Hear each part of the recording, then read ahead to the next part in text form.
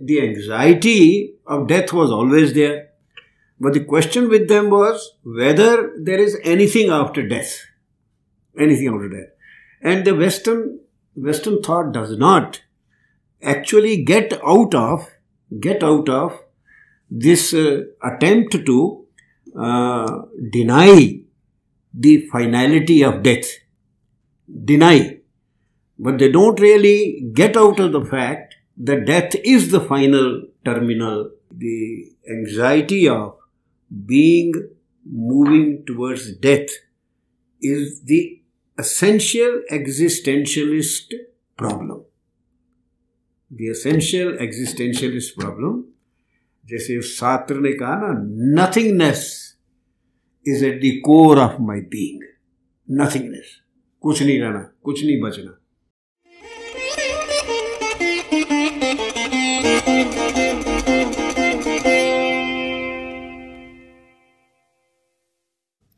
तीन चीजें इसमें मैंने आज सोची थी क्या थी, ये बहुत पुरानी, इनफैक्ट 2008 में पहली बार I had talked about this thing, unnatural death, three instances of unnatural death.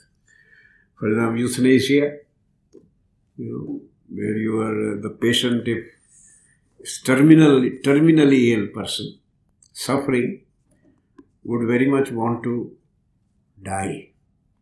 But cultures and theology of certain communities doesn't allow you to take life, even your own, because theologically life is given by God, and what you cannot give, you cannot take. That's the very simple. कि आप life दे नहीं सकते तो आप life ले अपनी भी नहीं. This God given, and so this is sacred and we can't. Euthanasia में many years ago there was a very prominent in the sense it made a lot of news. For 61 days, a girl, Terri Schiavo, she was brain dead, and she was kept breathing, kept alive. Alive का मतलब वहाँ होता है कि breathing, not necessarily eating, because in such cases, brain dead cases, you have to feed the person. The person doesn't eat. So this conception of life behind this is that life is a matter of breathing, breath. Sah चलता रहना चाहिए. मेरा कहना है कि साह चलता पे है. हाली ਇਹਦਾ ਸਾਹ चलता पे है. He is alive because he is still breathing. So Terri Schiavo, 61 days, and there was a lot of debate that she should, all you have to do is to take away the pipes and she will be liberated. Some people said she will be liberated, others said she'll die. And death, so the crux in all the three, unnatural death, the second one is abortion, where it can be natural abortion or it can be an induced abortion. And there can be social context or other contexts for such an act. For example, let's say, God forbid, there is a rape and there is a pregnancy and the girl is not very mature. So in that case, the question of aborting the embryo. This is also second one. And the third, of course, is capital punishment, where, for certain crimes, people are hanged or they are killed in some other way, electrocuted, or they are sort of, or they are made to, like Socrates, who was made to take poison. Because Socrates was given the choice that either you quit the country, exile, or you take poison. So he chose to take poison. He did not choose to go out of Athens. There is, so this is capital punishment. Abortion, euthanasia, 3 kinds of unnatural death. Now, in all the three, there is a difference of perception and understanding and philosophy between us, Indian, and the West. We have there is a fundamental difference. At the core of this, I think there are three concepts. The concept of life, what is life? The concept of death, what is death? And the concept of everlasting presence, immortality, which will involve soul. So let's say life, death, soul. In any discussion, these. So definition of life, you don't have any. By the way, when I say West, I mean post-Christian thought. Greek, because Plato, who in his dialogues, it is Socrates who is speaking. He is reporting his teacher's ideas all the time. And Socrates believes in the soul and in the immortality of the soul. Because the Greeks were like us. I mean, they are pagans. They were pagans. We are the last happy pagans left. Most others have been Abrahamized.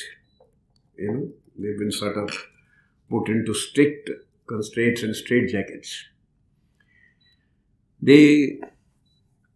I don't think you are aware, we are all aware. I tend to forget that I am speaking to mature, learned people. Sometimes I think I am speaking only to Tanya. Not that Tanya is ignorant, but child.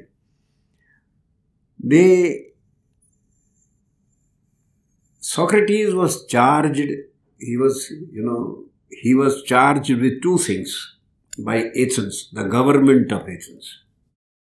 1, he doesn't respect our gods and our values. And second, that he misleads the youth. उसकी आदत थी ना, घर से निकलते थे, कहीं 4-5, कहीं कोई खड़े हुए, कोई 4-5 लड़के आ गए, नमस्ते जी, नमस्कार जी, बाबा जी, नमस्ते, बातचीत शुरू कर दी, उन्होंने सवाल जो शुरू कर दिए. And because he made the young people think, and he made them ask questions. So he was considered dangerous. So he was charged, particular one senator, Miletus, who was very much, opposed to him. He brought the charges, and a lot of people who were disturbed. Only by 3 votes, there was voting. By 3 votes, he was pronounced guilty. There's a difference. Let's say 200 votes say कि भाई not guilty, 203 votes say guilty. So just the difference of 3 votes, and he was pronounced guilty, and he was given the choice. उनका जो dialogue है apologia, उसमें he talks about this, and his defense. It's a beautiful, absolutely and rapturing defense. But what is pertinent for us is, near the end of his defense, he says that first he talks to those who voted against him. in his defense, he talks to those and says, okay, you are all mistaken. You are totally mistaken. You have been yourself misled by Miletus and one more senator, Antinous or something. And you think that if you punish me, after that your life will be very simple and easy. You are mistaken. You will have to pay for it, he says. You will have to pay for it.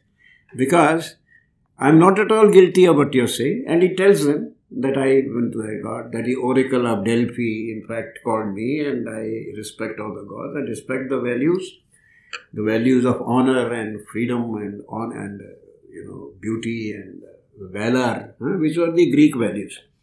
So he says, you will pay for it, you will suffer later, and but then I am not the one who is going to beseech you.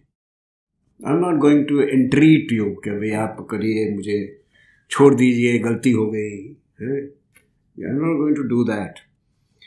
And then he says that I will not talk to those who voted for me. I can see that they are very sorrowful that I will be dead. But he says, how do you know? How do we know that it is a very pleasant prospect? Because if death is like sleep at the end of the day, death is like sleep at the end of the day. You have done hard day, and then sleep comes and you sleep peacefully. Who knows? After death, it may be very peaceful, there will be light for me. And it will not no regret, but maybe I will be joyful. And I will be not worrying about anything. But I will worry only about one thing. The day my children care more for money than for values, I will like you to kill them. The day my children worry more about or care more about money than values, that is the only thing that can make me unhappy after this. So death as a sleep, as an inevitable end of the day. In R.K. Narayan's novel Tiger, the Second Tiger, he wrote 2 tiger novels. See, there is a beautiful reflection on separation. That after all, death means only separation. There is a relatedness which comes to an end. It's not only that you stop breathing and all that, but certain relatedness which comes to an end. And separation is the law. And R.K. Narayan says, just as at the end of the day, we switch off lights one by one. In the same way, at the end of a life well lived, your senses go off one by one. And then you pass into a peaceful sleep. So death has a peaceful sleep or death. But I give one more thing I will mention from our literature. Hitopadesh mein, there is a narrative of Kaundinya. Kaundinya loses his son. Kaundinya's son dies. And he is mourning and bewailing. So, usko ek wise man. Kaundinya himself is a rishi, sage. But then, there is no philosopher who can endure the pain of a toothache. So, and in the case of the death of the son, Kaundinya is very mournful. Then this wise man tells him, Kaundinya, why do you mourn for what is inevitable for everyone? Inevitable for everyone. Because separation is the law of life. law of life. Like pieces of timber in a mountain stream, we come together and then part again. So why be mournful? One person, हमारे civilization में, darshan में, death is not seen as something fearful. There is no fear of death. We recognize the inevitability of death, but we don't have fear of death. And this is also proved by Al-Biruni, who writing in 11th century, who came with Mahmud Ghazni, he says that these people are in 3 ways different from us. Bayasi meant Islam, Muslims. He was a Persian convert. Persian था, Iranian था, but great scholar. बहुत बढ़िया objective किताब लिखी है Al-Biruni's India. 3 way different. And the first one he says is that they are not afraid of death.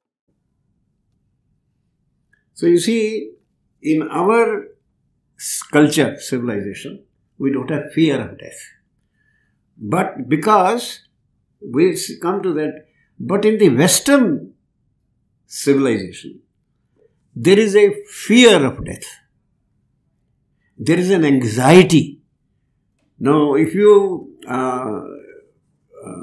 beginning with Aristotle himself, rejects the idea of soul, because Aristotle, as a good student, rejected everything that his teacher said.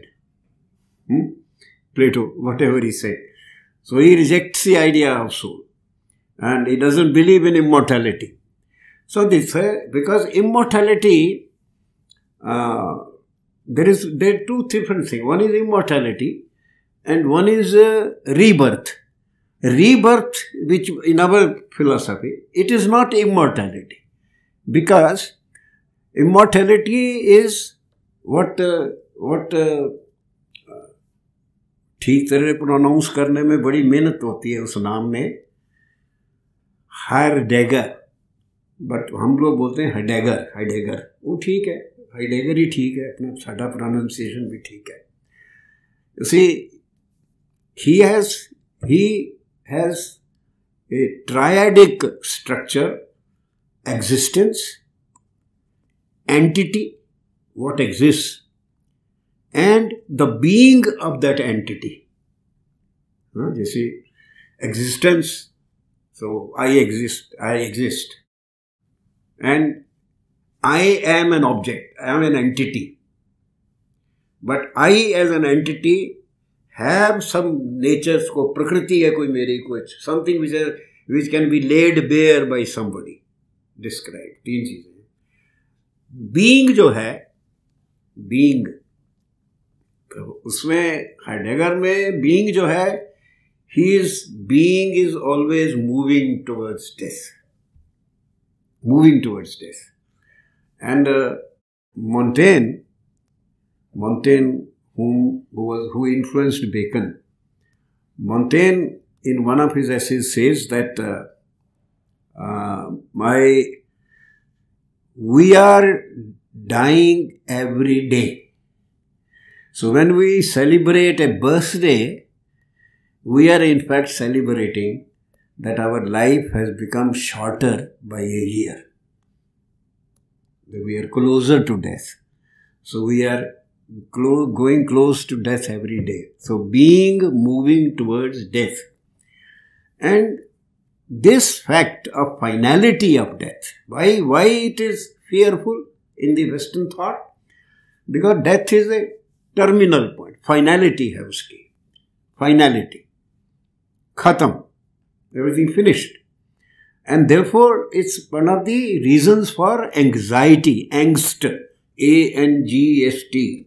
Sukrut JNU में, JNU की vocabulary में तो ऐसे शब्द बहुत चलते हैं, है ना? A-N-G-S-T, angst. वो जो उनकी angst के कई कारण हैं. One of the कारण is this, the finality of death. So, this anxiety leads them, they forgot the Greeks. They were in this framework, Christian framework, life given by God, taken away by God, and sacred, and you cannot tamper with it, and so on and so on. Even recently, अभी Trump ने Democrats demanding, abortion in America. Again, you had a big, fight about this.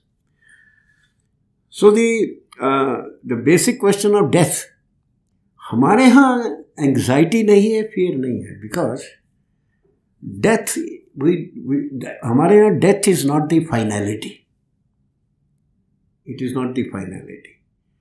Death is one of the stages. It is a stage in a cycle of birth. It's a stage. A grammarian, he gives us six stages. Birth, becoming, growth, becoming, then decay, then sort of decline, then decay, and then death. These are changes that take place in every organism. These six are changes that take place in every organism, including human. Since they are all changes, so one great mind said that change is the marker of life. Change. Now, since birth and death are also change. So from death, then the cycle of birth again begins. We are in fact, in a cyclical temporality, where the Kali Yuga will be followed by Sati Yuga. वो inbuilt है हमारे में. इसलिए the Al-Biruni, on the basis of battles that were fought in India and by a small chieftain with a few, for example, in Battle of Saragadi, 21 Sikh soldiers, they fought 10,000 Afghans. Everyone died, but there is no fear of death because there is no finality. It's not finality. That is the reason why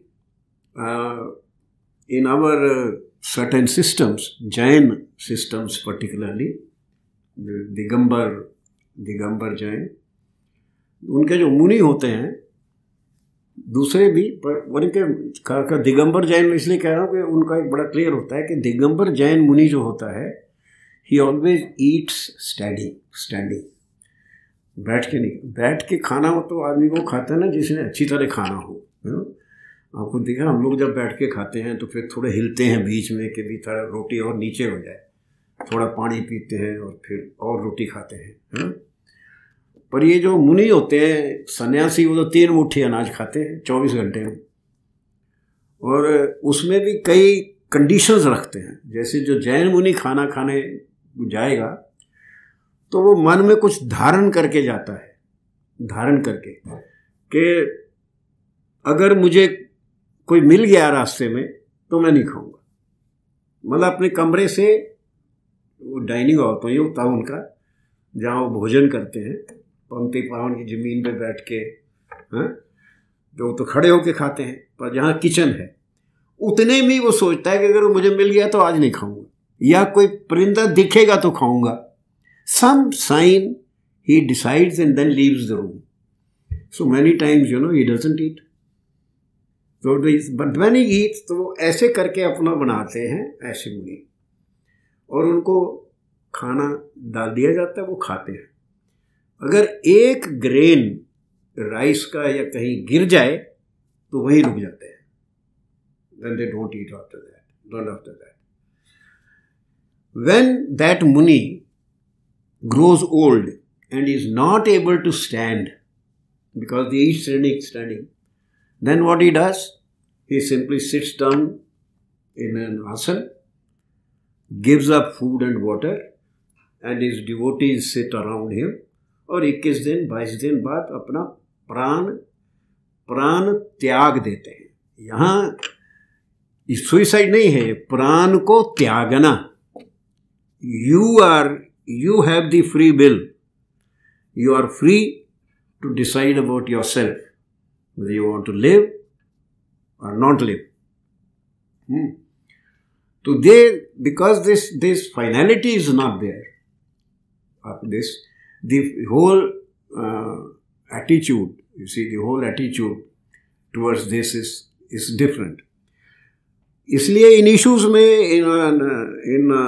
in the matter of death, the more you reflect on it, there is the finality, there is the fear, and the immortality theories that recent Western philosophers, they started thinking of these things when psychology became a major occupation with Freud and others. They started thinking about these things, and then, they gradually thought about how the mind reacts to, for example,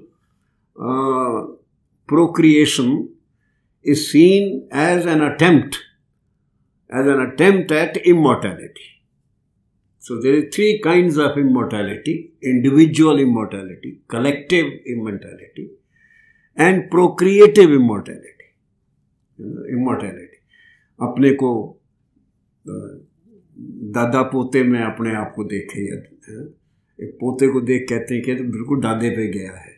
You see, so this they also started recognizing. The anxiety of death was always there, but the question with them was whether there is anything after death, and the Western thought does not actually get out of this attempt to deny the finality of death. Deny. But they don't really get out of the fact that death is the final terminal event. तो उससे बाहर नहीं निकलते, वो निकल नहीं पाते. Otto Rank and Heidegger and Becker and Husserl himself, and in fact Descartes, 16th, 17th century, he says that for a mind is equal to soul. Mind is equal to soul for him. And in his meditations, not on he has a book on method, which generally we teach for research methodology because rationalism. But meditations mein, is basically about the knowledge of God and of the immortality of soul. And soul, uske liye mind is this is in Western, this I'll come to that. Next point is this, in fact, that the core difference then is that the whole concept of a human being is different there and here. Wahan a human being is body, senses and mind. Body, senses and mind.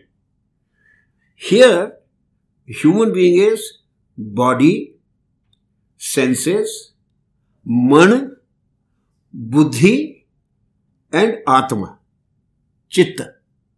So the whole, so when you say, when somebody says he is dead, no, for them there are three things dead. But for us, you see, we will not say, I don't know whether we'll say four things are dead, but they have decayed, and the soul has separated from the body. Separated from the body. So, what is conception of a human being in the West, उसमें limit होके finality उनको, उसके आगे वो नहीं जा पाए हैं. थ्रेशोल्ड साइंसेस में अभी they are gradually talking of consciousness and things of the kind, but yet they have not got out of it fairly.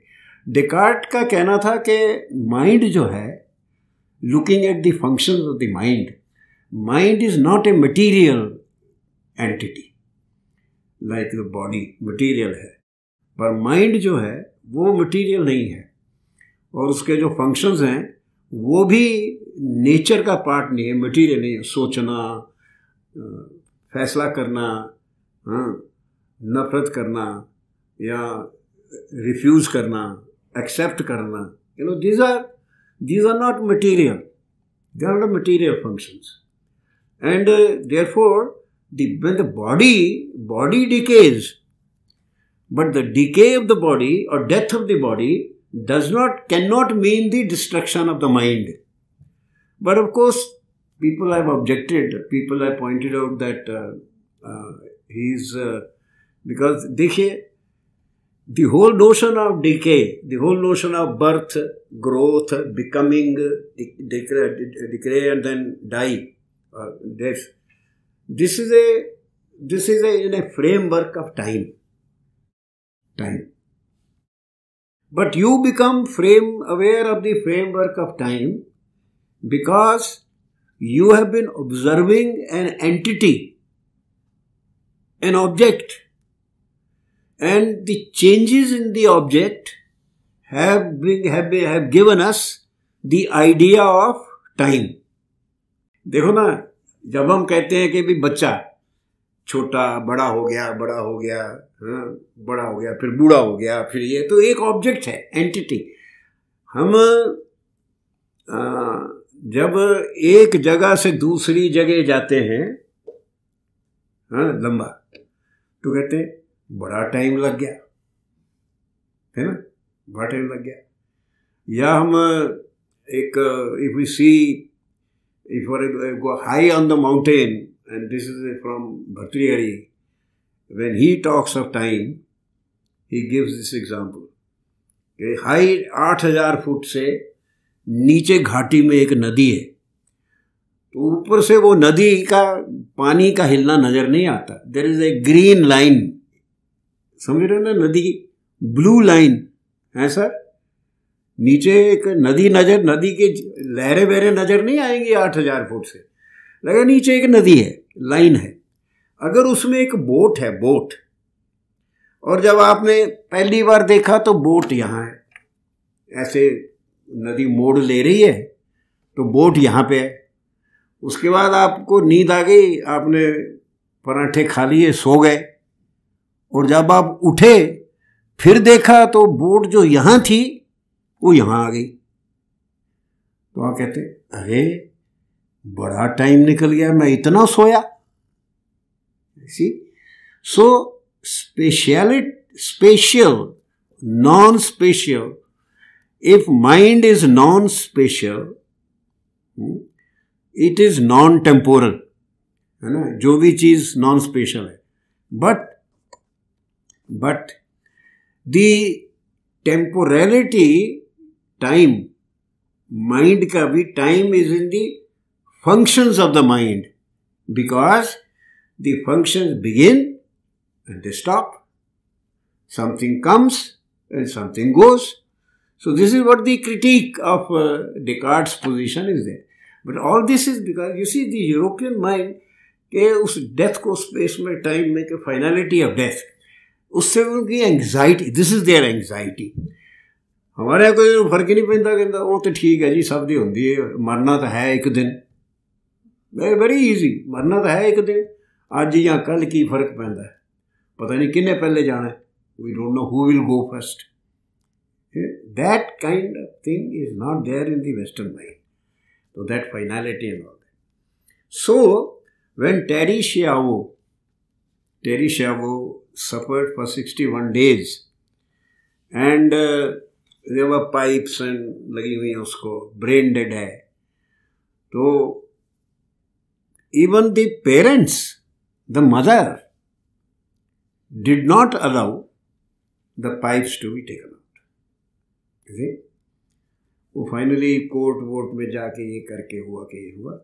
अगर इंडियन मदर होती उस लड़की की, if it was an Indian mother, वो कहती इसको जाने दो, वो कहती इसको जाने दो, बहुत कष्ट है इसको, अब इसको जाने दो। This was the basic cultural response which is different. So euthanasia, choosing death, which is a major issue, legal issue भी है, ह्यूमन इशू भी है, थियोलॉजिकल इशू भी है, धर्म अलाउ करता है कि नहीं करता, कि आप जो जीवन दे नहीं सकते तो आप ले कैसे सकते हो, वगैरह वगैरह.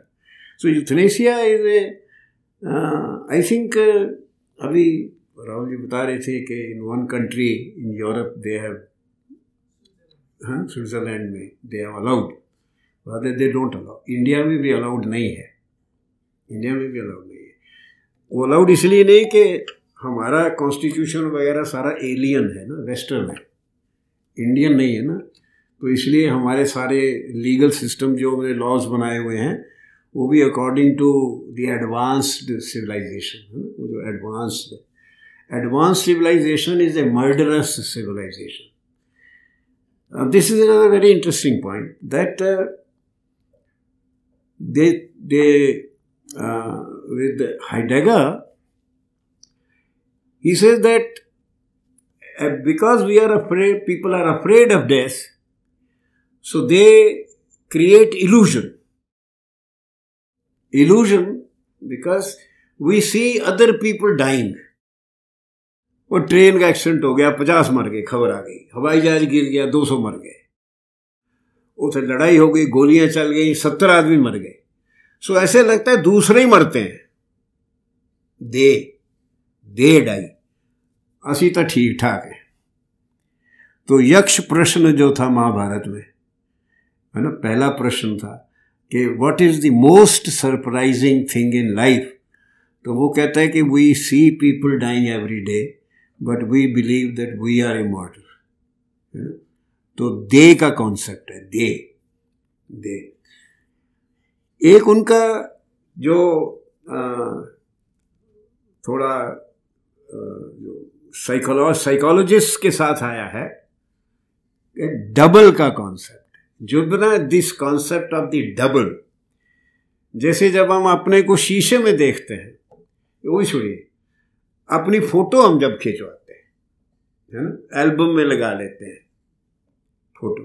जो सियाने लोग होते हैं वो ज़्यादा फोटो नहीं खिंचवाते हैं, ना ही दिखाते लोगों को, क्योंकि आज की फ़ोटो खिंचाई हुई आपके केस में, और 10-20 साल बाद अपने को देखोगे और फोटो को देखोगे, वो जो डबल, वो डिके जो है, you know this decay become so obvious in this, and there are novels which deal with this double. Doctor Jekyll and Mister Hyde है, राइडर हैगार्ड का नॉवल है She, and picture of Dorian Gray, where time passes but the man Dorian Gray remains the same. कोई change नहीं है, but there is a painting of his, उसके सारे कर्मों की छाप जो है वो उस पेंटिंग पे पड़ रही है, उस पे नहीं पड़ रही. और राइडर हैगर्ड में शी में it is her portrait which is becoming old but she remains young. So these are you know illusions created to deny the finality of death in the western thought. हमारे यहाँ ऐसी कोई problem नहीं है. और ये जो फोटोग्राफी वगैरह मोबाइल आ गया है, ये भी ज़्यादा, ये धीरे धीरे ये भी शायद कस्टम कम हो जाएगा. And your certain type, there are lots of people who don't really के फोटो मत खींचो, फोटो मत कीजिए, don't create a double. And philosophically the image is never the original. Image cannot be the original. Plato के dialogue में क्रेटिलस, वो कहता है, क्रेटिलस, if I make a painting of you, Cratylus, will that be the same Cratylus as you? Just as the painting of a lake, painting of a lake, is a beautiful, बड़ा realistic painting है ना, let's say. But can you drink water and alleviate your thirst? No. There is a picture of a fort. Will it defend you? No. So the image, the double, but trying to shift the impermanence, the transience to the double, to the double. तो एक ये trend, एक उनका फिर ये जो sociology prominent हुई, तो ये जो कॉन्सेप्ट ऑफ अदर, जेएनयू में तो अदर बहुत चलता है ना, अदर, अदर्स, अदर. तो देयर इज दिस अदरनेस जो है, otherness is in the public death as a public phenomena. वो अदरनेस है उसमें. But the being himself is immune to it. That is the illusion. But then through sociologists like Becker, they said that the anxiety of being moving towards death is the essential existentialist problem. The essential existentialist problem, जैसे Sartre ने कहा ना, nothingness is at the core of my being. Nothingness, कुछ नहीं रहना, कुछ नहीं बचना.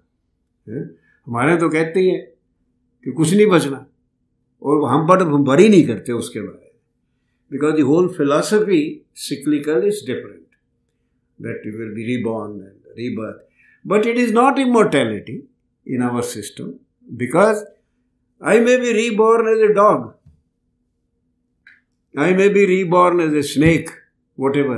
मैं तो कई बार कोई बड़ी सेवा करते हैं ना, कोई बच्चा या ज़्यादा सेवा करते हैं, तो मैं कहता हूँ मुझे तो अगले जन्म में तेरे घर के बाहर कुत्ता बन के रहना पड़ेगा, तुम्हारे गार्ड करने के लिए. तो but it's not immortality is the immortality of the same entity, immortality of the same entity. So it's not there. So then euthanasia में the question involved in that tradition is it can be biological, simply कि भाई एक organism है, इसमें life जब तक है वो रहनी चाहिए.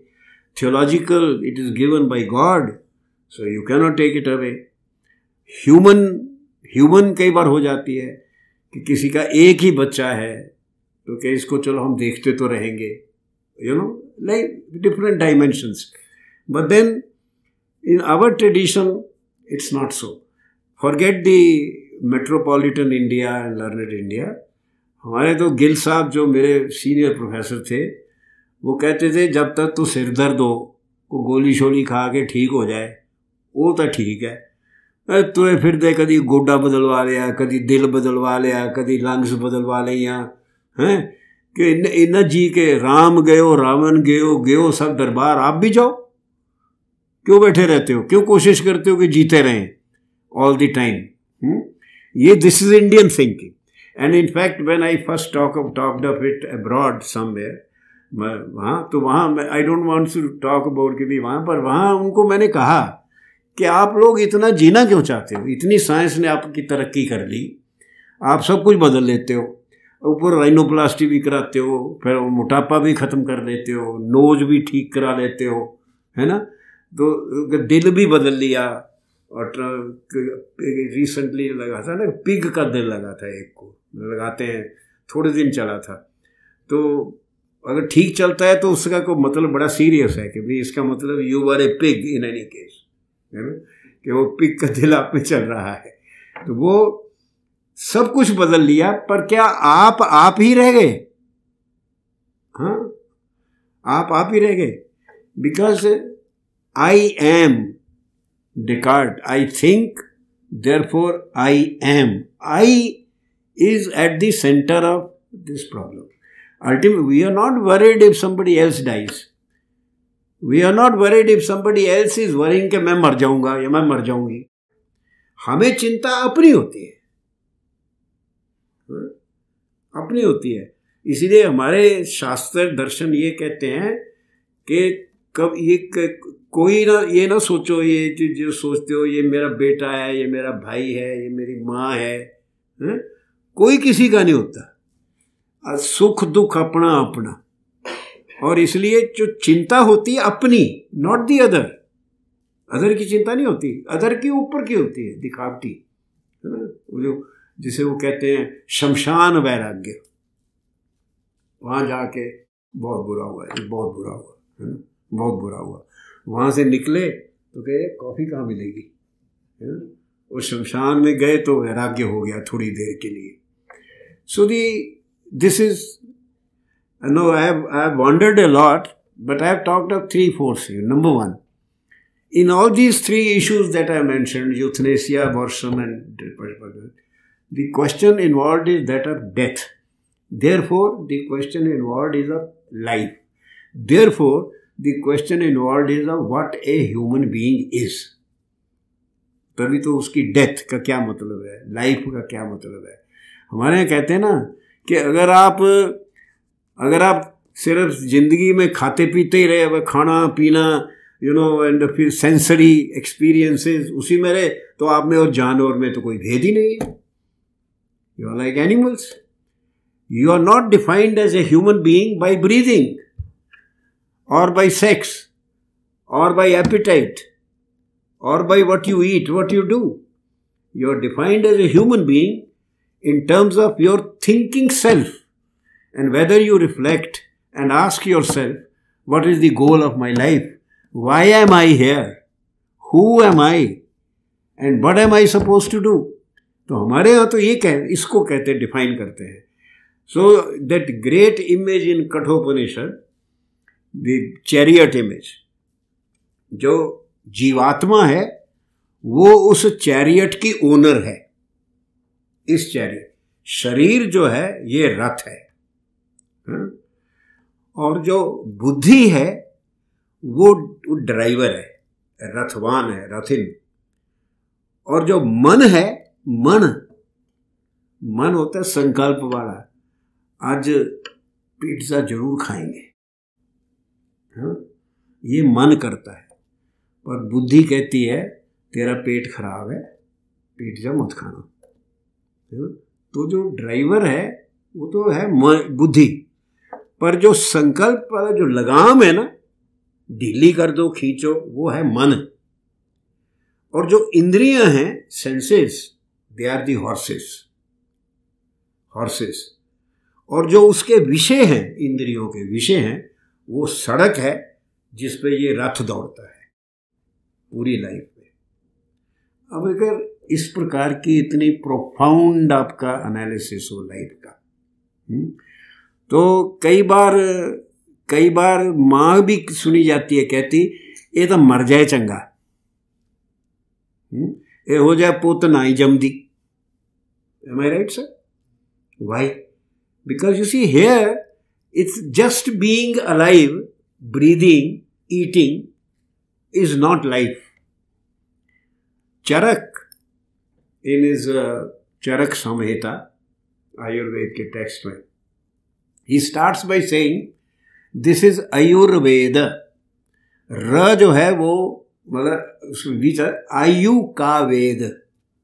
This is knowledge of age, आयु, life, age. Then he asks, कौन सी आयु? This was very interesting when I asked them कि आप इतना जितना क्यों रहना चाहते हो. उनके फिलॉसफी में कोई आंसर नहीं है.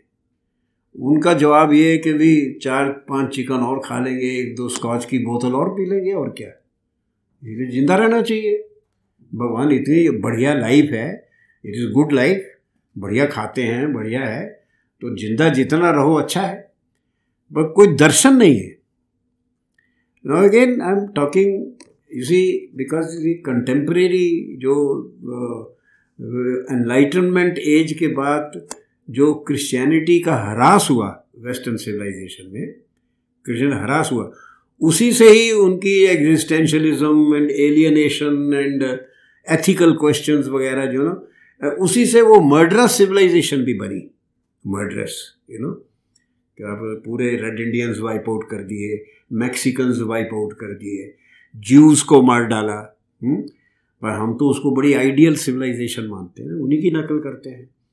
तो ये सारी प्रॉब्लम उनकी अराइज होती है तभी उसके बाद। तो हम टॉक मैंने से वेस्ट का ये वाला, तो I am talking of the West which is this West content, जिसका ये स्ट्रक्चर ऑफ थॉट है, जिसमें people like Heidegger, Husserl, they are now trying to, bring in consciousness and Chaitanya and other things which were not there earlier.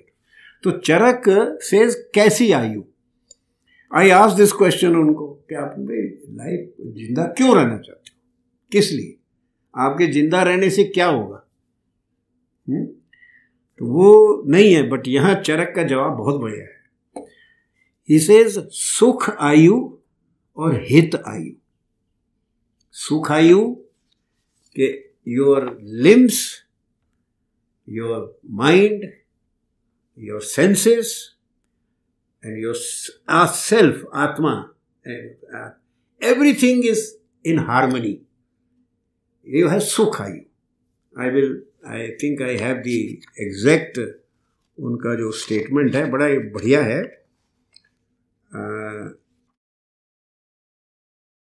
उसका है कि हितायु का है, सुखायु का नहीं। सुखायु को इतना ही है कि भाई life is Ayurveda mean what kind of long life is concern with insuring that is सुखायु, फ्री, हाँ सुखायु, फ्री ऑफ बॉडीली और मेंटल एलिमेंट्स, सुखायु, able to do all work, endowed with strength and with energy to do it, to do your duty, possessed of knowledge, able to use and enjoy all the senses, ornamented with virtues, able to achieve the tasks and blessed with different kind of sukh. ये है सुख आयु। ऐसी आयु को maintain करने के लिए this science of medicine Ayurveda है, जिसमें प्रिवेंटिव ज़्यादा है और प्रेस्क्रिप्टिव कम है। प्रिवेंटिव कि भाई ये नहीं करना चाहिए, डिसिप्लिन में सुबह उठो, कम खाओ, बड़े बूढ़ों की इज्जत करो, ये जो है ना चीज़ें, इसका सब उलट हुआ है आजकल। वो ना क्या कहते हैं, the early bird catches the worm, है ना? But then the early worm should not get up early. He will be eaten by the bird. So it depends on for whom you are prescribing, है ना? तो जो आजकल के बच्चे हैं, they are the worms. They don't believe they should get up early in the morning. रात को 2 बजे तक डिज़ाइन करते रहते हैं, लिखते रहते हैं एब्स्ट्रैक्ट, है ना? और फिर सुबह देर से उठते हैं। और सो जो प्रिस्क्रिप्शंस बनी हुई थी, जो गांव में, वास्ट इंडिया में अभी भी ऐसे ही होता है। जो मदर्स हैं इंडिया में, मदर्स बड़ी टफ होती हैं, वो ना सोने देती गाँव में। जल्दी उठ, एक लाठी मारेगी नहीं तो उठ, सारा दिन सोता है। मगरमच्छ सोया हुआ कहते हैं, मगरमच्छ सो रहा है, मगरमच्छ कहते हैं जब सो रहा है तो। बट देन इंडल्जेंस की जो लाइफ है ना, I have seen a young man Indian in England, I mean his father is a good man, he is still alive, 87, 85, he died eight 49, क्योंकि लाइफ क्या थी, सारा दिन काम करके आए, बैठ गए, म्यूजिक लगा लिया, कानों पे वो लगे ढक्कन लगा लिए, म्यूजिक सुन रहे हैं, साथ में ऐसे कर रहे हैं, साथ में खा रहे हैं, और जैसे ही घंटे 2 बाद फिर पीनी शुरू करी, और रात को 3 बजे तक पीते भी रहे, खाते भी रहे, हैं, और पता ही नहीं लगा, ऐसे ही लगा ही सो गए, क्योंकि होश मारी गई। और सुबह किसी ने जाके उठाया, बीवी ने या बच्चे ने उठाया। तो ये लाइफ आप लीड करोगे तो फिर आपको मतलब फियर ऑफ डेथ का कोई पॉइंट नहीं है। तो ऐसे केस में तो हमारे यहाँ लोग कहेंगे ये तो मर जाए चंगा, इन्हें कल भी मरना है, इन्हें आज भी मरना है, बीमार होकर मरेगा उदा ही मर जाए, बीमार होकर मरेगा। So this is cultural difference, very serious cultural differences that you notice. तो हित आयु सुख आयु तो ये है. Then Charak says हित आयु ये सुनिए, बहुत ही बढ़िया है. Who in all his lifetime thinks of the well-being of others. कि आप जिंदा हैं तो दूसरों को लाभ हो रहा है, दूसरों को हित हो रहा है. You see, like others, considers others' wealth as tuchh.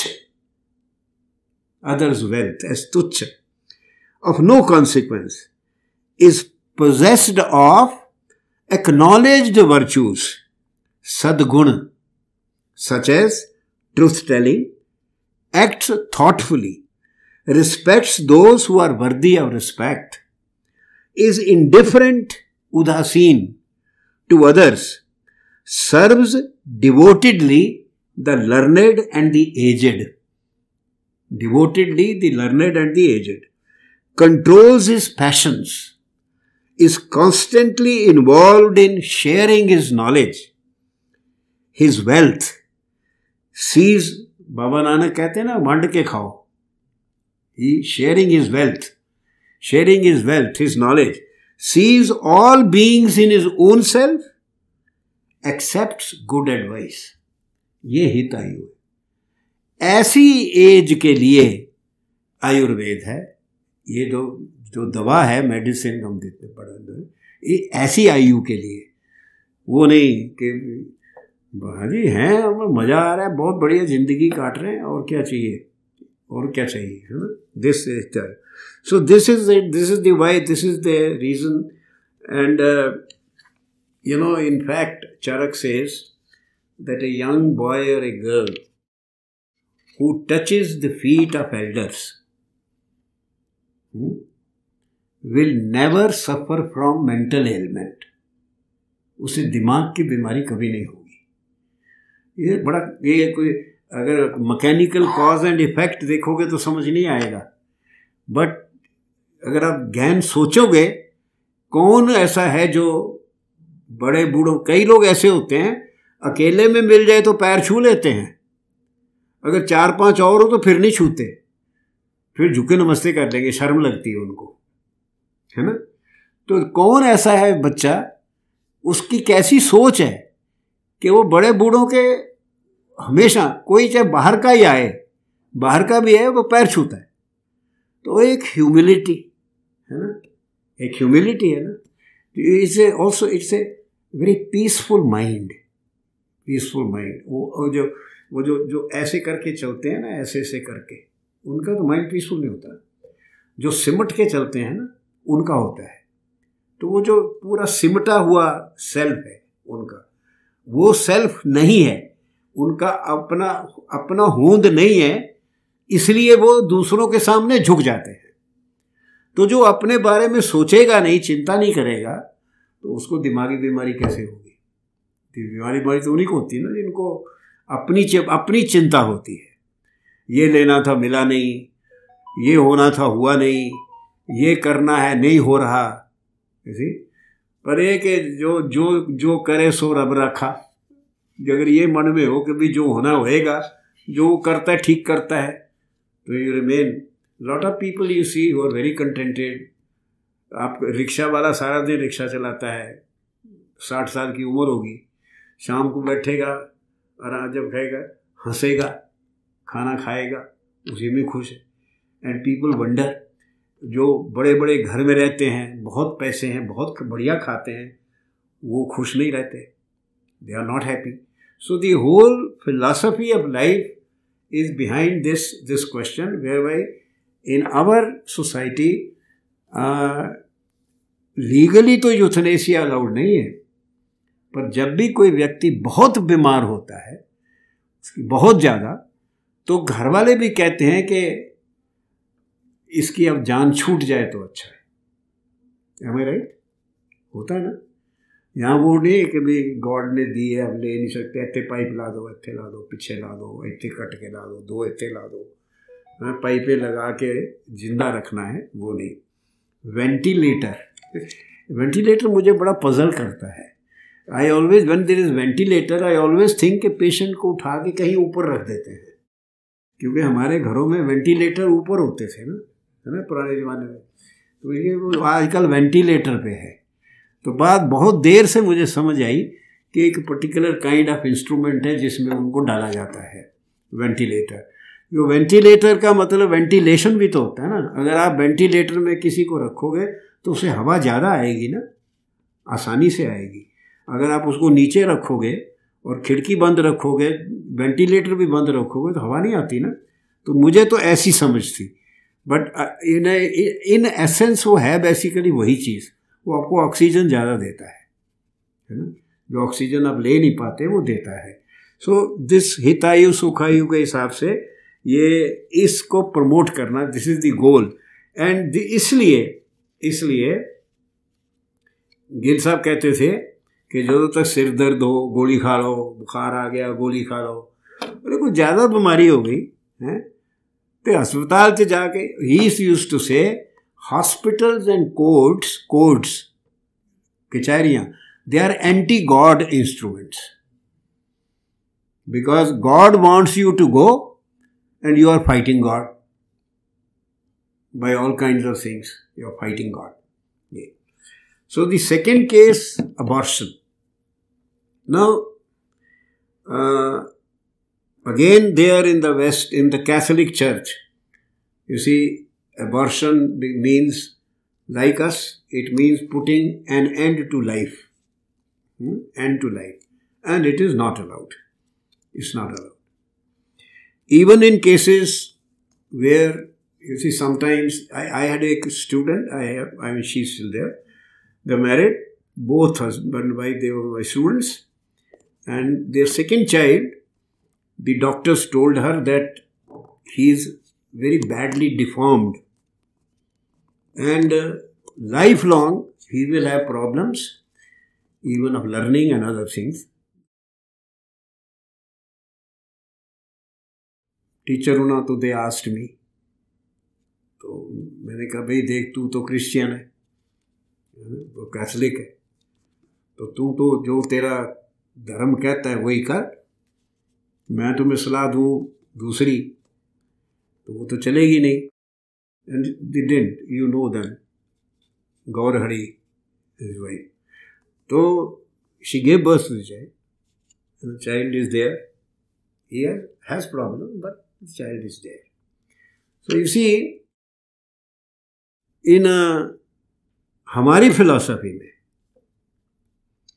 Because there is a sudden moment and science can not say how and at what point of time from where the mother womb में the spark, the heart starts ticking suddenly, the heart of the embryo starts ticking.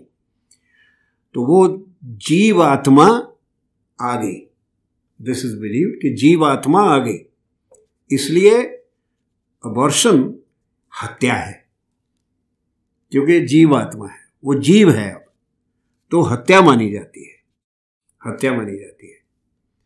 और इसलिए इसको ठीक नहीं माना जाता from moral point of view, it is not accepted.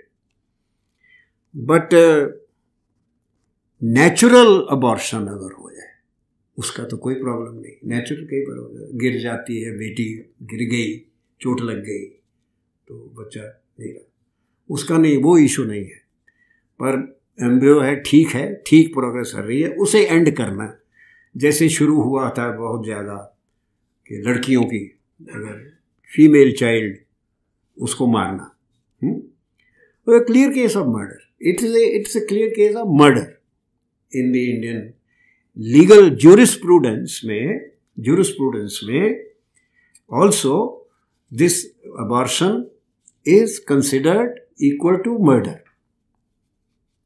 क्योंकि जीव आ गया। But in a natural abortion उसका क्या एक्सप्लेनेशन है कि आप कहते हो मर्डर है, जीवात्मा आ गई, तो द आंसर इज कि इस जीवात्मा ने सिर्फ इतने दिन ही जीना था, उसी एक स्मॉल इंटरएग्नम के लिए उसको वहाँ भेजा गया, बस. This is the explanation, theological explanation given. But what about, let's say, a pregnancy that comes from rape, and in case of a young girl, unmarried girl or whatever. In that case, there are 2 or 3 perspectives in our thought.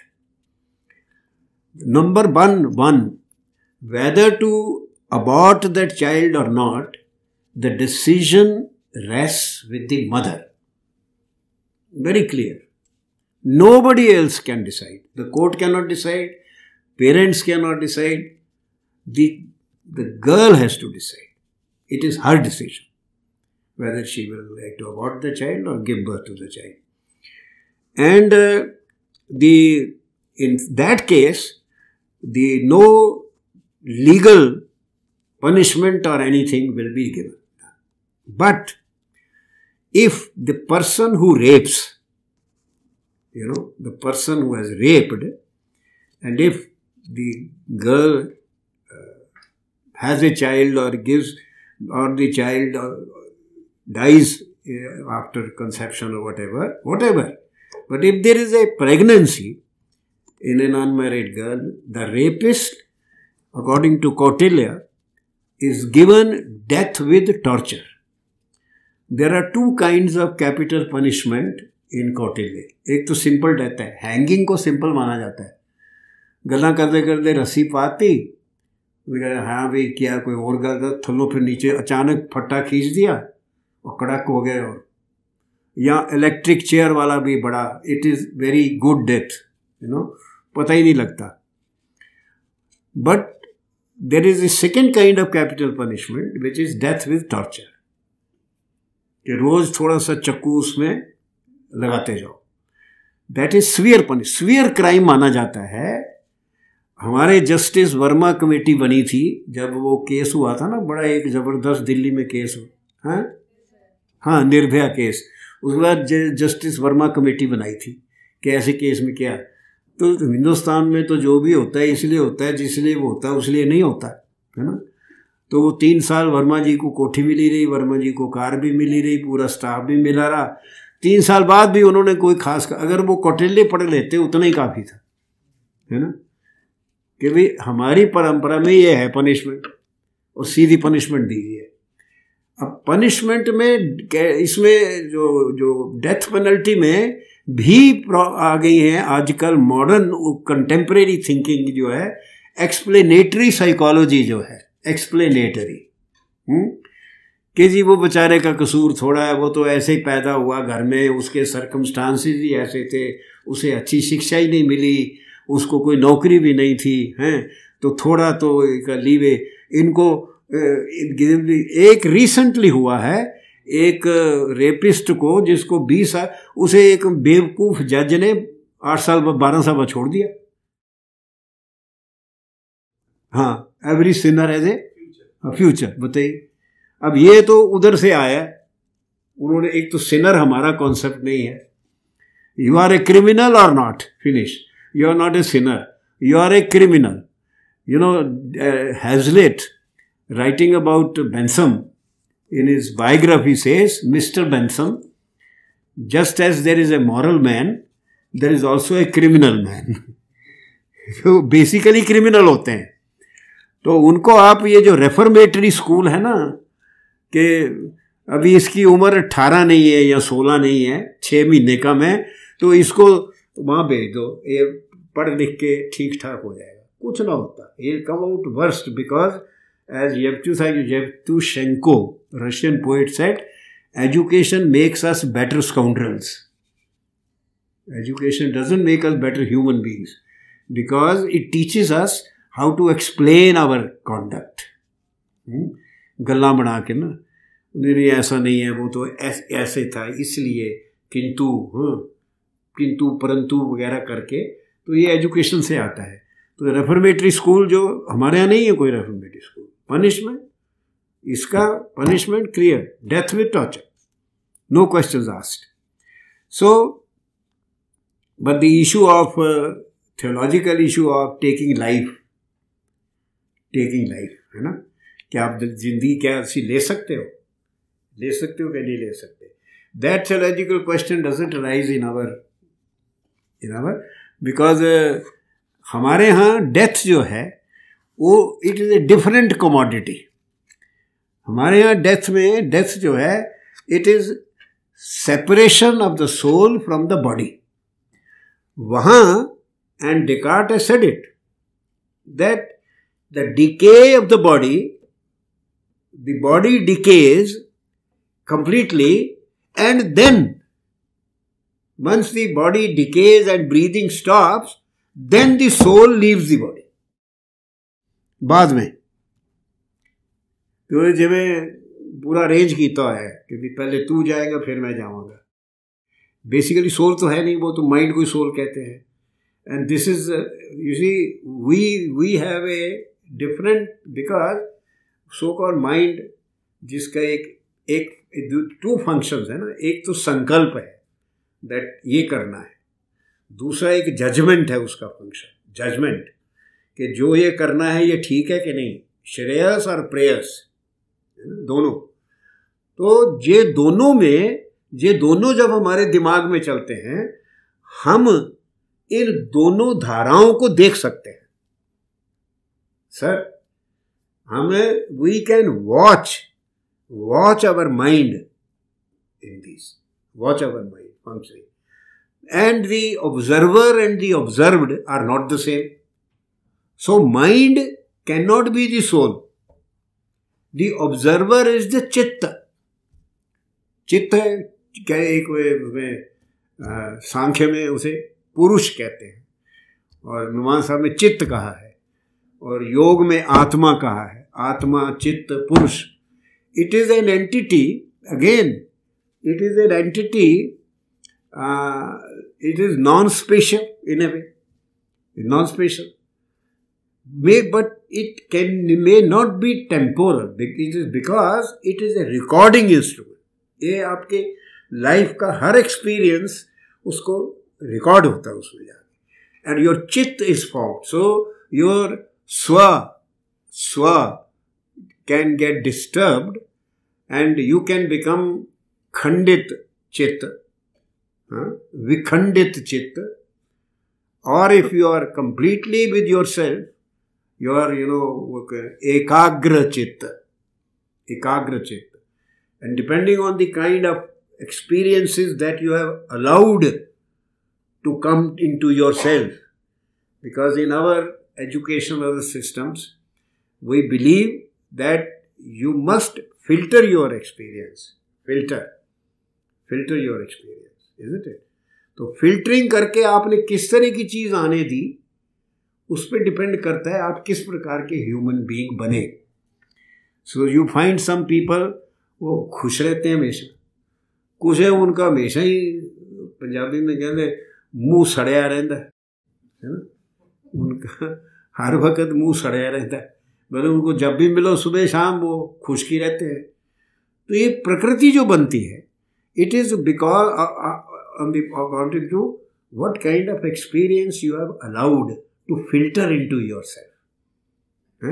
इसलिए बच्चों के बारे में कहते हैं कि इनको ये चीज़ नहीं दिखानी चाहिए, इनको ऐसी चीज़ें नहीं दिखानी चाहिए, इनके सामने ऐसी बातें नहीं करनी चाहिए. these things because उनके चित्त में जाता है. फिल्टरिंग मैकेनिज्म है जो पंचकोश थ्योरी है पूरी कि how experience goes into it shapes yourself. ठीक है ना. So that way The point is these three issues, euthanasia, capital punishment and this abortion, तीनों के बारे में हमारा thinking is very much more elaborate and also different. On every issue we have a moral, a medical, a legal and a sociological perspective. और हमारे यहाँ text है, textual है, ये टेक्सचुअल है, टेक्स्ट है जो कि इन चीज़ों को स्पेसिफाई करते हैं. And basically human life. अच्छा वहाँ मानते हैं कि भाई एक और चीज़ बड़ी इंपॉर्टेंट है. They say clearly that the fear of death और the knowledge of death is a human property, human beings की है, जानवरों को नहीं पता होता. It is wrong. आपको एक्सपीरियंस बताएगा that it is wrong. Animal, whale मछलियाँ व्हेल मछलियां जब मरनी, उनकी डेथ होनी होती है, वो समुद्र से निकल के किनारे पे आ जाती है, उनको पता लग जाता है। आपने कभी कोई मरा हुआ कौवा नेचुरली नहीं देखा होगा। When the crow is to die, it will fly away into some particular place where there is nothing. You know, you'll never see a dead crow, except by accident. अगर कोई बिजली लग गई तो गिरा, अगर गिरता है बिजली लगने से तो कौवे वैसे ही इकट्ठे हो जाते हैं जैसे कम्युनिस्ट इकट्ठे हो जाते हैं, कोई अगर इशू हो तो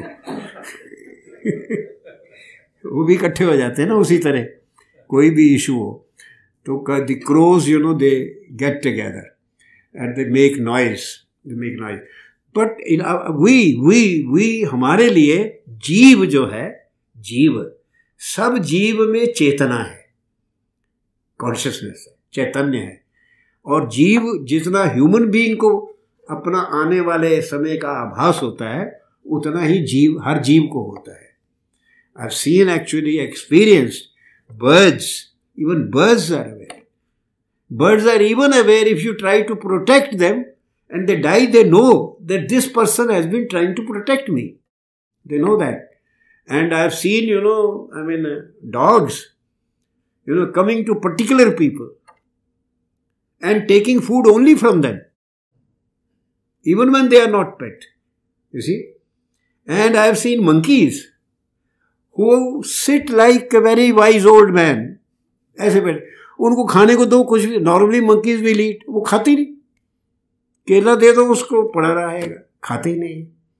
सो ऐसा वेस्ट मानता है, क्योंकि वो तो भगवान को, उसने, भगवान ने कहा ना उसको, एडम को, I made you in my image, मैंने अब तुम्हें बनाया, तू परफेक्ट है, और ये सारे जीव जंतु तेरे खाने के लिए है ना, fish of water and foul of air, तो वो खाते रहते हैं। बट हमारे यहाँ इसलिए जीव सेक्रेड है, जीव हत्या नहीं करनी, मारते, मतलब कि जब चिकन गुनिया एक बार बड़ा फैला था ना, चिकन डिजीज फैली थी, याद है, चिकन डिजीज, तो वेस्ट में millions of chickens were killed. पर हमारे यहाँ लोगों ने क्या किया, चिकन खाना बंद कर दिया, मारा नहीं, 2-3 महीने लोगों ने चिकन नहीं खाया, चिकन बड़े सस्ते हो गए थे मार्केट में, और चिकन खुश नजर आते थे, आप जब देखते थे ना बाहर, तो you saw they were very happy, they were not being eaten, but there the kill. Cow disease हुई थी, काउ पाजी, तो कितनी millions of, you know, cattle was killed.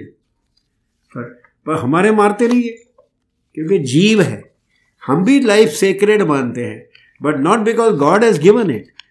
वो जीवात्मा और परमात्मा एक स्ट्रक्चर फिक्स्ड है, वो जीव आत्मा है, not because somebody has given, वो जीव आत्मा है, जीव है, और इसलिए उसकी उतनी ही प्रेशियस है, उतनी सेक्रेड है जैसे मेरा। So these are the 3 different aspects with different points of view. Thank you very much. On the fear of death, that Hindus or Indic civilizational native religion people did not have the fear of death. A parallel is with एक example देता हूँ, आजकल ex Muslims movement बड़ी strong है, तो अभी एक छोटा वीडियो देख रहा था of one of the ex Muslims talking to a woman. वो कहती है जो उसमें हलाला और ऑल द बिल्कुल जो नॉनसेंस ऑफ इस्लामिक सोसाइटी होता है उसकी बात हो रही थी। She says I am willing to suffer all of this, सिर्फ जन्नत मिल जाए इनमें। And equally another example in UK अभी देखा, वो शरिया wanting people coming on London streets and saying ki this life is nothing, the life is only beyond for us. So I don't know my exact question, but I'm saying that the fear of death or the denial of this life and looking forward to death is also existence in Islamic society. It's not yes. equivalence nahi hai, but I get the point. I think that people who talk like this, they actually really do not know. They are unthinking people, that what death actually will mean. And when it comes to them or it approaches them, then they will behave very differently. ये कहना बड़ा आसान है जन्नत मिल जाए मैं तो ये है ना, उसमें जन्नत पता नहीं जैसे अगले स्टेशन पे उतरे ही तो जन्नत मिल जाएगी। ऐसा नहीं है कि आपको पता नहीं मारा जाएगा, काटा जाएगा या आपकी डेथ कैसे होगी और जन्नत है कि नहीं है, ये सारा ये जो प्रश्न जो नहीं सोचता, तो these are I am thinking. इसमें कोई देखिए आइडियोलॉजी के बारे में एक बड़ी बढ़िया स्टेटमेंट है। What is an ideology? Ideology is a belief system unfounded on empirical reality, unfounded and therefore very dogmatic. उसे आइडियोलॉजी ये होती है। Ideology is a belief system unfounded on empirical reality, कि भी आप वो तो ब्लाइंडली मानते हैं। इवन मार्क्सिस्ट मानते हैं ब्लाइंडली, ये करोगे तो you know it will be a millennium will come, मतलब there will be no poor no rich, everybody will be equal and all that. उसके कोई I haven't seen many you know talks discussions और books about the validity of philosophical foundations, if there are any. This is a obsessional, you know, जो blind belief होता है जिसको कहते हैं blind belief, तो ये rational thinking में नहीं है, ये irrational है, but irrational is as much real as rational. हमारे यहाँ हमने अपनी लाइफ में देखा होगा जनरल सिटीज़ में जब कोई बूढ़ा आदमी मरता है, ये ज़्यादातर सिटीज़ में नहीं देखा, या लोअर इकोनॉमिक तबके में वो छेड़े बजा के ले जाते हैं। तो पंजाबी में मुझे पता चला था बूढ़ा मरिया बोलते हैं। Can you explain? नहीं, दिस इज़ करेक्ट दैट अगर आप कोई आगे 80 बुजुर्ग बहुत उम्र में पूरी आयु पा के मरता था, उसको बिल्कुल बैंड बाजे के साथ उसकी शव को ले जाते थे, बिकॉज उसने पूरा जीवन जो बहाना पाया है और जो उसने करना था सब कर लिया है, और अब उसको मुक्ति मिल गई है। जैसे एक बहुत वृद्ध ताई हरियाणा में थी, उसको एक ने पूछा कि ताई तेरा नंबर नहीं लगा, बोली मेरी फाइल खो गई है ऊपर मेरी फाइल खो गई है। तो जी एक है फियर ऑफ डेथ, एक इक्वली रियल है the desire to die at a certain as,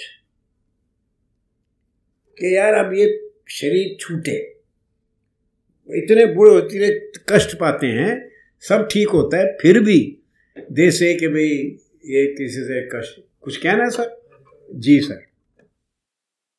तो आपके विचार सुनते हुए मुझे गुरु नानक वाणी की एक छोटी सी रचना याद आ गई, जिसमें जीवन और मृत्यु दोनों के बारे में जो हमारी सभ्यता का व्यू है बहुत खूबसूरती से आया है। वो है कि पहले जीवन की बात की उन्होंने, पौने पानी अग्नि का मेल, चंचल चपल बुद्ध का खेल, 9 दरवाजे 10वां द्वार, बुझ रे ज्ञानी एहो विचार। उसका जवाब है कि कथता बकता सुनता सोई, आप विचारे सो ज्ञानी हुई। ये तो जीवन है। मृत्यु के बारे में और भी खूबसूरत बात उन्होंने कही है कि देही माटी बोले पौन, देही तो मिट्टी है, बोले पौन बुझ रे ज्ञानी मुआ है कौन, मर कौन गया। उसका जवाब देखिए, वो कहते हैं कि मुई सुरती कॉन्शियसनेस, इंडिविजुअल कॉन्शियसनेस, मुई सुरत बाद हंकार, ओ ना मुआ जो देखन हार, जो ऑब्जर्वर है ना वो नहीं मरा। और उस लास्ट में कहते हैं कि हो ना मुआ, मैं नहीं मरा, हो ना मुआ मेरी मुई बुलाए, ओ ना मुआ जो रिहा समाए, कहो नानक गुरु ब्रह्म दिखाया, मरता जाता नजर ना आया, ना जाए थे मरिए थे वा कदा चेला। हमारी ये विजडम है। कमाल है, wonderful. Thank you sir. This is it and this is an essence. Bhagavad Gita में भी ये बहुत बढ़िया था, थैंक यू वेरी मच, कि भगवद गीता के 2nd चैप्टर में 11 वर्ष से लेके 27 तक वो सारा जो वहाँ डिस्क्रिप्शन है वो इसी चीज़ का है, क्योंकि आफ्टर ऑल वहाँ क्या है, वहाँ प्रॉब्लम डेथ की नहीं थी अर्जुन, किलिंग की थी, है ना, मारने की। अच्छा, पर मारने की भी इसलिए कि इनको ये मेरे हैं, इनको ये मर जाएंगे, खत्म हो जाएंगे। तो वहाँ फिर वो आ जाता है कि टर्मिनल फाइनल, वो उसका जवाब है कि वो तो कहते हैं कि भाई कोई wise man, no wise man sorrows over either the living or the dead. No wise man. And he says कि you don't know कि these people were there earlier also and they will be there again. बड़ी 16 verses जो हैं, they will give you the essence of, I think our जो चिंतन है, बाबा नानक ने तो इतना ब्यूटीफुली उसको एवरी बढ़िया प्रिसाइज दस्ता कि यही कहते हैं कि जो जीवात्मा है ना, वो नहीं मरती। तो इसलिए डेथ जो हमारे यहाँ है वो लिम्स की, ब्रेथ की एक ऑर्डर है। उसमें छांदोग्य उपनिषद में ऑर्डर दिया हुआ है कि सबसे पहले पैर ठंडे होते हैं, हीट निकलती है बॉडी से। उससे भी पहले है, उससे भी पहले क्या है कि व्यक्ति वो चीज़ देखने लग जाता है जो वो देखना चाहता है। जो उसको कोई very fond of A grand child, तो कोई और भी आ जाएगा तो उसको वो अपना वो ग्रैंड चाइल्ड नहीं दिखेगा, ग्रैंड चाइल्ड दिखेगा। तो वो पूरी जिस ऑर्डर में लाइफ आती है इन द मदर्स वूम, उसके रिवर्स ऑर्डर में लाइफ जाती है। पैर ठंडे होते हैं, फिर ब्रेथ जाता है, फिर ये होता है, हीट निकलती है, हीट खत्म। हाँ जी प्रोफेसर कपूर जी, जब आप बोल रहे थे तो I remember this Bhagavata Purana में और महाभारत में Yayati, king Yayati and his son Puru, the futility of wanting to live forever and be young, and then he says ये सब बेकार है, it's better to go naturally. So I just wanted to add that. Yes. So an example, didn't want to live. Sir West में एक बड़ा famous statement है कि life has no purpose, आपका व्यूज क्या है? आई वोंट से वेस्ट का ये टिपिक वेस्ट का जनरलाइज्ड स्टेटमेंट तो नहीं हो सकता। Some thinker must have said कि लाइफ हैज़ नो पर्पस, मतलब ये कि लाइफ इज़ एन एक्सीडेंट, हो गया, पैदा हो गए, आ गए, और कोई ख़ास नियम नहीं है कि कुछ ख़ास नियम पर। बट देर आर थिंकर्स जिन्होंने इसी सवाल को पूछा है कि is there a purpose to life. Carlyle है, Carlyle was a very important 19th century, उससे पहले वोल्टेयर, उन्होंने के भी they do say that a human taking life, a particular form of life, it has a destiny तो उनके मानी जाती है ना, डेस्टिनी तो है, हमारे नियति कहते हैं, कोई नियति है, और इसीलिए each human life is different from the other. But जितनी क्लैरिटी हमारे सिस्टम में है कि आध्यात्मिक है ना, कि भी आपको यू आर ब्रह्म का अंश हो और every one has to realise his full potential, अपने सेल्फ को, उतनी शायद उस तरह की डायरेक्ट स्टेटमेंट ना हो। But when somebody becomes a monk, Christianity में मॉन्क बन जाता है और वो उसका बड़ा क्लियर होता है लाइफ में पर्पस, रिलीजियस पर्पस जो भी है। तो किसी ने कहा ठीक है कि life has no purpose, but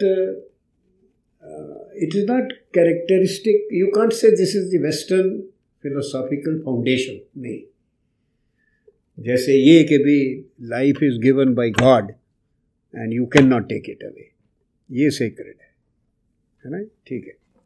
sir देखिए दो चीज़ थी, लाइफ ठीक है उसका पर्पस होना हो, बट दो कैरेक्टरिस्टिक्स जरूर हैं कि लेट्स से चाहे चीटी हो या हम हो, लाइफ हमेशा कोशिश करती है कि वो सरवाइव करे, मतलब नेक्स्ट जनरेशन, एंड जो भी नॉलेज गैदर करी है वो भी पास करे, और ये यूनिवर्सल है, डोंट यू थिंक कि चाहे वो हाथी क्यों ना हो, हम क्यों ना हो, हम हमेशा जो भी नई नॉलेज लेते हैं उसको नेक्स्ट जनरेशन को भी पास करते हैं, एंड ये भी कोशिश करते हैं कि नेक्स्ट जनरेशन भी हो, यानी वो हमेशा कोशिश करती है कि वो सर्वाइव भी करें एंड अपनी नॉलेज भी पास करें।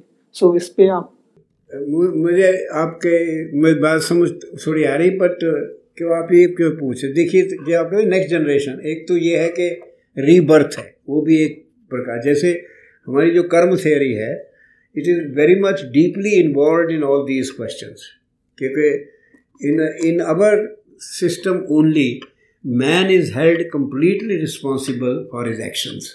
You see, in Greeks वो फेट को ब्लेम करते हैं, क्रिश्चियनिटी में सिनफुलनेस ऑफ मैन, पर यहाँ पे कर्म थ्योरी बड़ी रिगरस है, और कर्म जो है ज्ञान, कर्म लीड्स टू ज्ञान।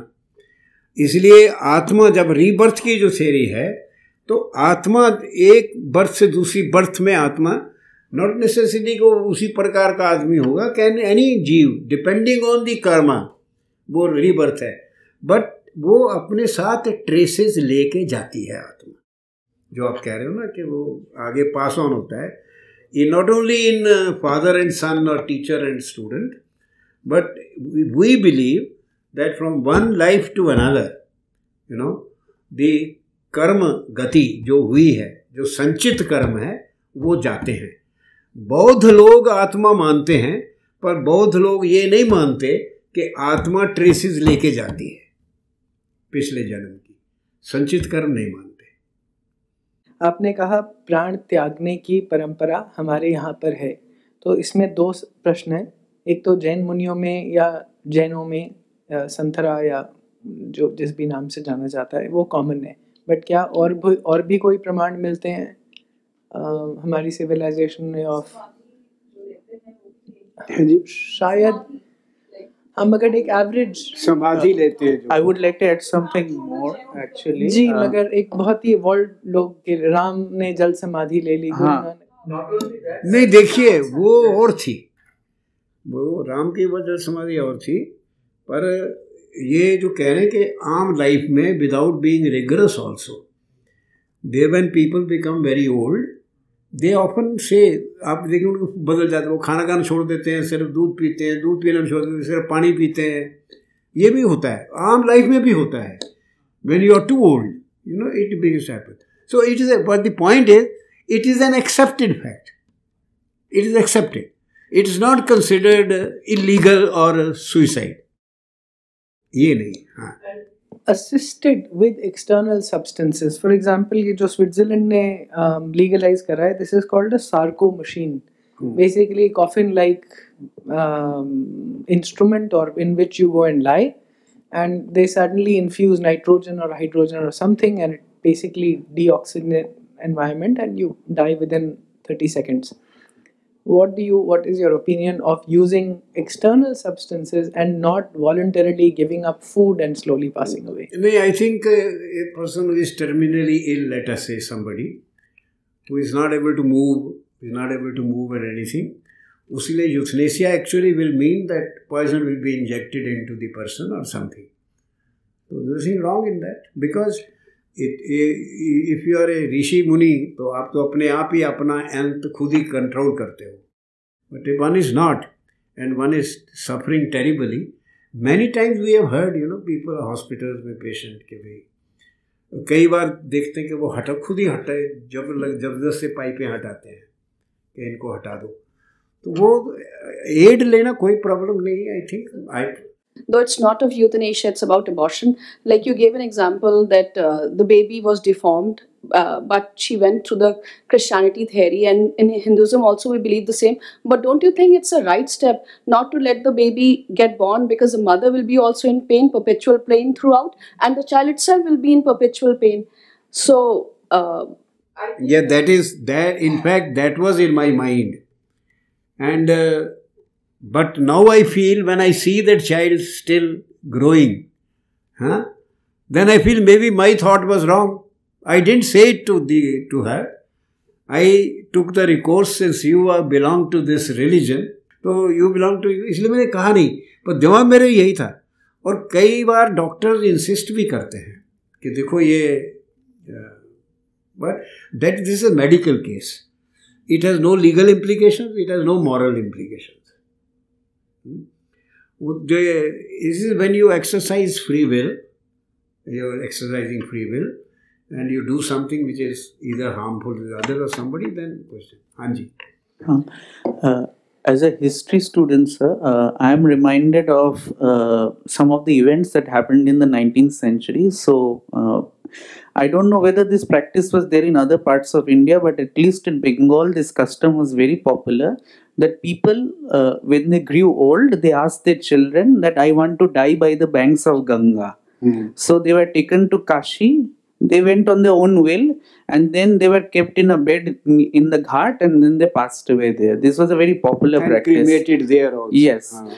So when missionaries like William Carey saw this kind of practices, they were the ones to publicize through tracts that this is a savage, barbaric race which practices this kind of suicide.